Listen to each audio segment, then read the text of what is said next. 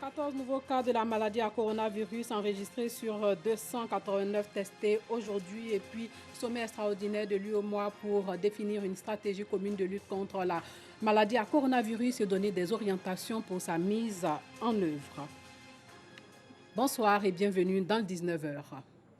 Comme je vous l'annonçais, il y a aujourd'hui 14 nouveaux cas de la maladie à coronavirus enregistrés sur 289 cas testés. Un sommet extraordinaire de l'UEMOA sur la crise sanitaire liée à la pandémie de la maladie à coronavirus s'est tenu aujourd'hui. Les États de l'Union ont été invités à définir une stratégie commune de lutte contre la pandémie et à donner des orientations aux institutions régionales et aux équipes gouvernementales pour sa mise en œuvre. À partager aussi les expériences dans la gestion du coronavirus et rechercher les moyens de faire face à cette pandémie. Le 22 avril 2020, l'UEMOA enregistrait près de 3200 cas confirmés avec 105 décès et un taux de létalité de 3,5%. Le taux de croissance moyen en 2020 dans la région est estimé à plus de 2%, soit une réduction de près de 4 points, de pourcentage par rapport à la prévision initiale de plus de 6%. Les plans de riposte sont évalués aujourd'hui à près de 5 285 milliards de francs CFA. Elles vont permettre de limiter les impacts de la maladie à coronavirus sur les populations, l'emploi et le secteur productif et de promouvoir aussi les initiatives prises pour éviter l'affaissement des entreprises et le démarrage rapide des activités économiques post-crise. Sachez que le sommet était présidé par le chef de l'État Alassane Ouattara, président en exercice de la conférence des chefs d'État et de gouvernement de l'UEMOA. Désormais, tout voyageur qui va se rendre à Fresco ou à Sassandra devrait se soumettre à un contrôle sanitaire. Des postes de prise de température à l'aide de thermomètres frontal à infrarouge sont installés à l'entrée de chacune des deux villes en vue de filtrer les entrées et préserver les populations du Boclé qui n'ont jusque-là enregistré aucun cas positif. Le reportage de Sam Kouna. Carrefour Fresco, tous les véhicules et autres engins en provenance d'Abidjan ou de San Pedro sont arrêtés. Les occupants sont invités à se faire prendre la température à ce poste sanitaire par les agents de l'INSP à l'aide de thermomètres frontal.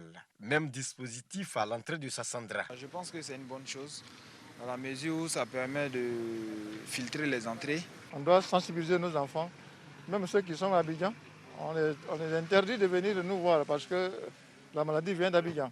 Donc, cette barrage-là, aujourd'hui, en tout cas, nous sommes contents. Une initiative des autorités de la région pour freiner la propagation de la maladie à coronavirus. Des autorités qui se sont rendues sur les deux sites pour constater l'effectivité de ces dispositifs. Je suis rassuré du dispositif. Au niveau du barrage mis pour isoler le Grand Abidjan, qui se situe entre Grand Laou et Fresco, eh bien, il y a des personnes qui contournent ce barrage en passant par la brousse pour ne pas se faire tester. Et quand ces personnes arrivent ici, eh bien, pensant qu'elles sont libérées, eh bien, elles trouvent notre barrage ici. Ils sont contrôlés à tous les niveaux. S'ils ratent ici, arrivés à Sassandra, ils seront aussi contrôlés. Si quelqu'un d'aventure est contrôlé avec une température élevée, mais il y a un protocole qui est suivi et automatiquement, cette personne est prise en charge au district. Plusieurs autres barrages sanitaires vont être érigés dans les tout prochains jours sur les autres axes principaux de la région du Boclé. La Fondation Magic System, la Fondation Didier Drogba, l'entreprise ADOA et l'Union européenne offrent 150 kits alimentaires et hygiène au village d'Aoué à Brofodoumé dans le district d'Abidjan. Ces kits ont été offerts aux couches les plus défavorisées de ce village. Le reportage de Clément Boko. 150 kits alimentaires et hygiéniques au profit du village d'Aoué dans la sous-préfecture de Brofodoumé.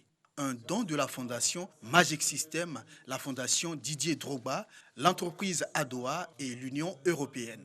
Ces 4 structures ont lancé une caravane dénommée Solidarité Covid-19 pour venir en aide aux couches défavorisées. Chacun de ces kits comprend un sac de riz de 25 kg, un pack de 5 kg de sucre, un bidon d'huile de 3 litres, 6 savons et 2 bouteilles de gel hydroalcoolique. Nous lançons un appel à toutes les sociétés citoyennes et à tout le monde de mettre sa main à la pâte pour pouvoir nous accompagner dans cette caravane et permettre que la Côte d'Ivoire boute hors de ses frontières cette maladie. Nous développons sur Aoué un programme ambitieux de réalisation de logements économiques et sociaux. Et la population d'Aoué est au cœur de ce programme-là, comme toutes les populations ivoiriennes sont au cœur de nos programmes immobiliers. Il était important pour nous de nous joindre à la caravane et de soutenir du mieux possible les populations face à cette pandémie qui impacte leur quotidien. On a conscience du fait qu'il n'est pas toujours facile de respecter les mesures barrières, notamment la distance d'1 mètre entre les personnes. Donc c'est un peu le sens de notre action aujourd'hui. C'est pour inciter les personnes à rester peut-être quelques jours à la maison avec ce sac de riz, l'huile, le sucre, et éviter d'aller sortir et de prendre le risque d'être au contact de la maladie. Un geste de solidarité qui vient soulager les populations économiquement fragilisées par la crise sanitaire du Covid-19. Tous nos parents ici, qui pendant cette crise-là ont des difficultés pour aller au marché, qui ont des difficultés même pour manger. Vraiment, c'est vraiment un souffle de soulagement pour nos parents ici présents. Nous devons dire merci à tous. La caravane Solidarité Covid-19 va étendre son action dans les jours à venir dans plusieurs communes du pays. Le collectif des acteurs culturels contre le coronavirus, lui, œuvre pour la mise en place d'un plan d'urgence en faveur du secteur de la culture durement frappé par la crise. À l'occasion donc du lancement de ce mouvement, l'association fait des dons aux artistes malades ou rendus vulnérables à cause de la crise à la maladie à coronavirus. Clément Boko.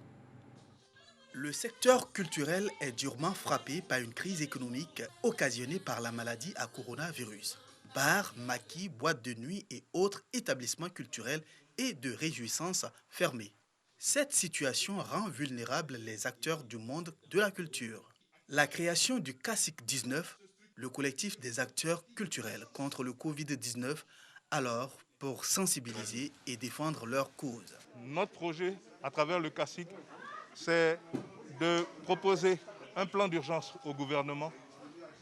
Un plan sur au moins 6 mois à 1 an pour que le gouvernement de Côte d'Ivoire soutienne de façon importante et significative le secteur des arts et de la culture, pour que tous les départements soient soutenus, appuyés afin de résister à cette crise. Pour venir en aide aux artistes malades et ceux fragilisés par la crise, le CACIC-19 offre des kits composés de vivres et de non-vivre. Vraiment, ça m'a donné les larmes aux yeux parce qu'avec l'handicap que j'ai, je suis un arrangeur et un studio, ma maison est brûlée, ça a pris feu, tous mes matériels sont brûlés.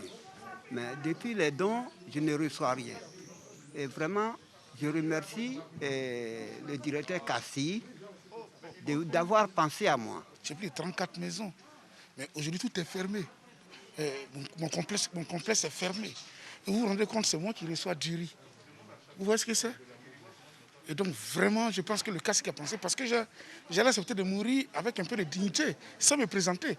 Parce que vous ne pouvez pas être un chef d'entreprise et puis vous vous retrouvez en train de prendre du riz. Mais je pense que déjà là, c'est un très grand geste qui m'a donné la bombe au cœur. Je crois que demain, nous aussi, on pourra aussi donner aussi aux autres. Selon les responsables du CACIC-19, plus de 42 000 hommes de culture sont au chômage du fait de la pandémie à coronavirus. Ce sont les artistes, techniciens, diffuseurs et gestionnaires d'œuvres artistiques.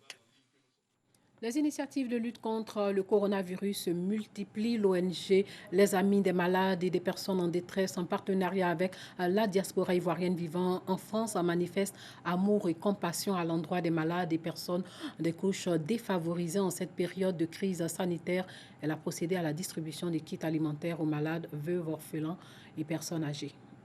Yacouba Bamba est invalide depuis 1993 après un accident de la circulation. Cette situation fait de lui une personne nécessiteuse. Ce matin, Yacouba Bamba bénéficie des vivres offerts par l'ONG Les Amis des malades et des personnes en détresse en partenariat avec la diaspora ivoirienne vivant en France. Jusqu'à présent, je suis à côté de l'hôpital. Je vais à l'hôpital seulement. Grâce à le même Konaté qui m'appelle aujourd'hui de venir me faire un don. Donc je remercie à M. Konaté. Comme Yacouba Bamba, ce sont au total 50 bénéficiaires, des grands malades, des veuves, des orphelins et des personnes âgées, venus des 24 quartiers de la commune d'Abobo. Selon les donateurs, Cette action marque le début d'une vaste caravane de bienfaisance et d'assistance aux personnes vulnérables face à la pandémie du Covid-19. Ils ne travaillent pas, ils n'ont pas de soutien, personne ne les soutient. Donc c'est pour ça que nous avons créé notre ONG pour leur venir en aide. Pour les rendre heureux, pour qu'ils puissent vivre en paix et en tranquillité sans se soucier de comment vivre pendant ces temps de crise. Le prophète Mohammed sallallahu alayhi wa sallam nous incite dans des hadiths en nous disant qu'on ne fera pas quelque chose de meilleur après les obligations qu'Allah a demandées, qui sera plus meilleur que faire entrer une gaieté ou une joie dans un cœur musulman. Donc je pense qu'aujourd'hui, on a essayé de mettre ce hadith en pratique. Créée en 2006, l'ONG Les Amis des Malades et des Personnes en détresse s'engage à travers cette caravane de bienfaisance à soutenir les personnes défavorisées tout au long de la lutte contre le Covid-19. Et puis l'association Les Femmes Musulmanes en Côte d'Ivoire offre du matériel sanitaire au personnel soignant du centre de santé à base communautaire d'Anono, c'est dans la commune de Cocody. Cette action vise à lutter efficacement contre la pandémie en Côte d'Ivoire. Bintou Pekele, Parga Sorokoni. Masques, gants et gel hydroalcoolique. Ce sont entre autres kits de lutte contre la maladie à coronavirus offerts par l'Association des femmes musulmanes en Côte d'Ivoire, AFEMSI, au personnel soignant du centre de santé à base communautaire d'Anono dans la commune de Cocody. Objectif, leur permettre de se protéger contre le nouveau coronavirus Covid-19.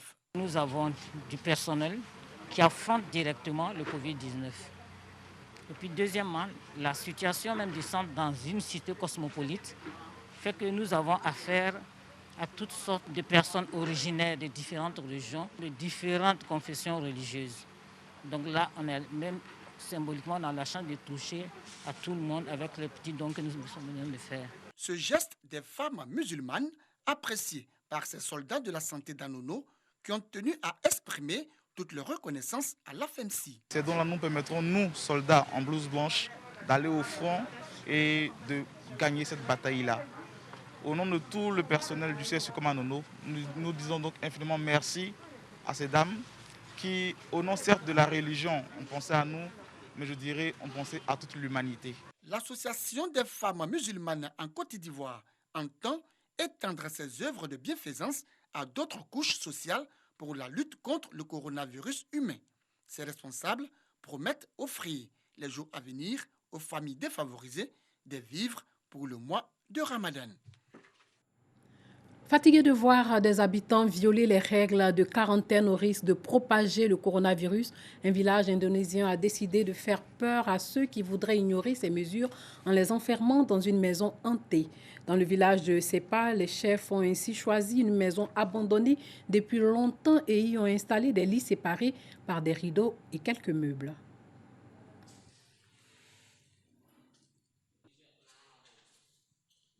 Des fantômes pour faire respecter la quarantaine.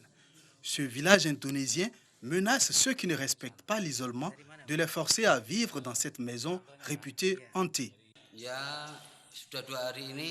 Un homme n'a fait que pleurer durant 2 jours.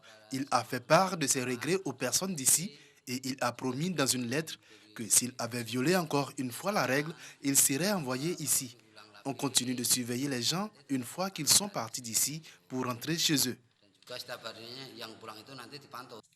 Dans cette région de Java, la quarantaine dure 2 semaines pour tous les nouveaux arrivants.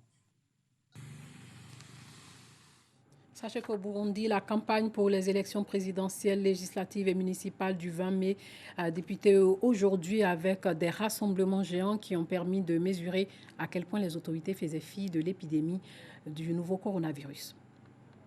La campagne pour les élections burundaises débute ce lundi 27 avril. 7 candidats vont se disputer la place de Pierre Nkurunziza au pouvoir depuis 2005. Ce scrutin sera le premier depuis l'adoption de la nouvelle constitution en mai 2018 qui a notamment rallongé la durée du mandat présidentiel de 5 à 7 ans. À l'heure où l'épidémie de coronavirus continue de progresser en Afrique, le Burundi a pour l'instant enregistré 15 cas dont un décès est officiellement l'un des moins touchés du continent. Ce bilan officiel soulève depuis plusieurs semaines de nombreuses interrogations et la perspective de grands rassemblements dans le cadre de la campagne inquiète certains acteurs sanitaires. Le triple scrutin est prévu le 20 mai. Élection des députés, des conseillers municipaux, également celle du président de la République. La campagne va s'achever le 17 mai. Sachez que la coalition dirigée par l'Arabie Saoudite a rejeté aujourd'hui la déclaration d'autonomie des séparatistes du sud du Yémen et exigé la fin de toute action entraînant une escalade du conflit dans ce pays exsangue frappé par une grave crise humanitaire. Cette coalition intervient au Yémen pour appuyer le gouvernement contre les Houthis soutenus par l'Iran. Sachez aussi que 14 nouveaux cas de la maladie à coronavirus ont été enregistrés sur 289 échantillons testés aujourd'hui, comme je vous l'ai dit à l'entame du journal. 31 personnes sont guéries et 0 décès déclaré à ce jour. Voilà, c'est la fin de ce journal. Merci de nous avoir suivis et surtout gardons la foi car Dieu est au contrôle.